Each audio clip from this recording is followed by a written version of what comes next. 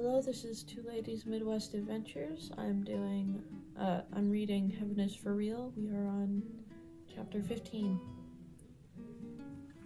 The first weeks of July burned into the plans, nurturing the cornfield with all the heat of a giant greenhouse, which would blue skies arched over Imperial almost every day, the air buzzing with mosquitoes in the sunshine and singing with crickets by starlight. Around the middle of July, I drove over to Greeley, Colorado for the church district conference.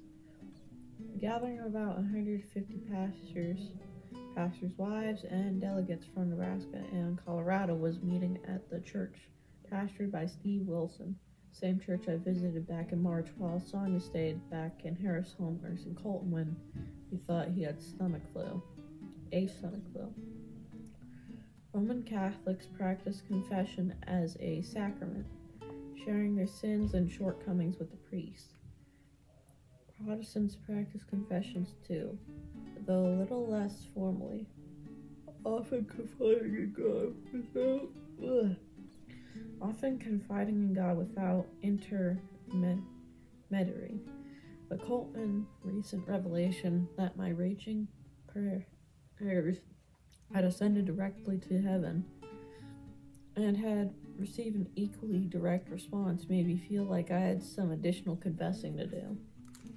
I didn't feel good about having been so angry with God, and I was upset, burning with righteous anger that he was about to take my child. Guess who was holding my child?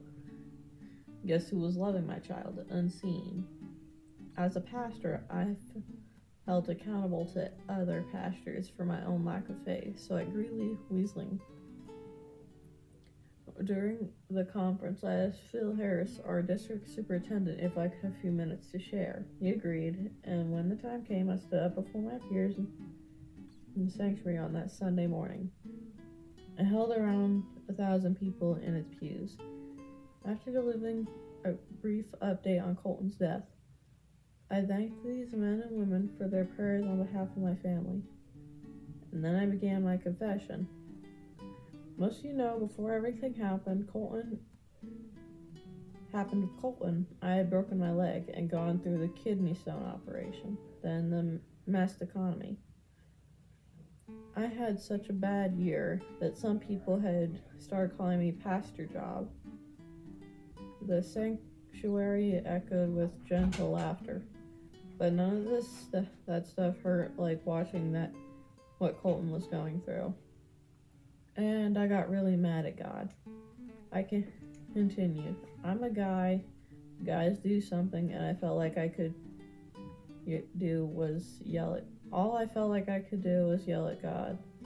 I described briefly my attitude in that little room in the hospital, blasting God, blaming him for Colton's condition, whining about how he had chosen to treat one of his pastors as though I should somehow be exempt from troubles because I was doing his work.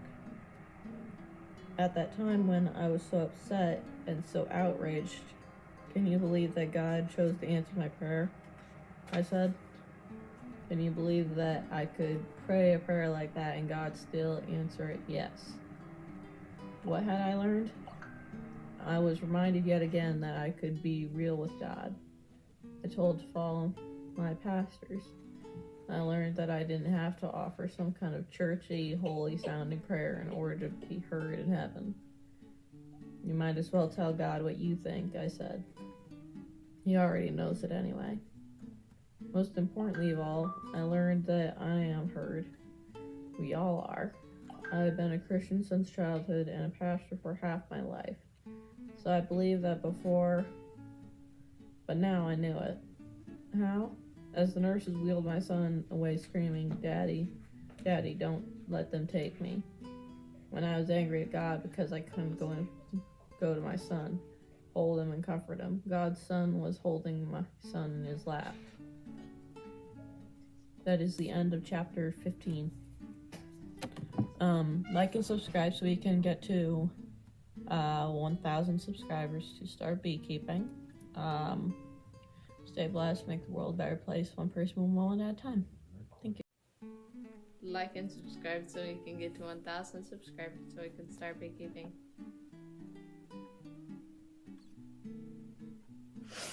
Okay.